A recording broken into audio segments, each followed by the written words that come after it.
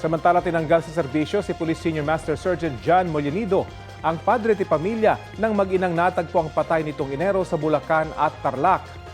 Ayon sa National Police Commission o NAPOLCOM, ang pagkakasibak kay Molinito ay dahil sa grave misconduct, neglect of duty at conduct unbecoming of a police officer. Ito ay dahil daw sa pagpayag niyang i-cremate ang asawang pulis at 8 taong gulang na anak. Kahit gumugulong pa ang investigasyon sa kanilang pagkamatay. Maituturing daw itong obstruction of justice.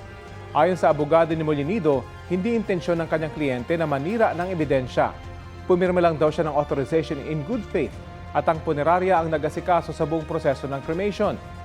Wala rin daw criminal intent ang kanyang kliyente na hindi kabilang sa mga pinasampahan ng reklamo ng piskalya. Iaapila raw nila ang desisyon ng NAPOLCOM.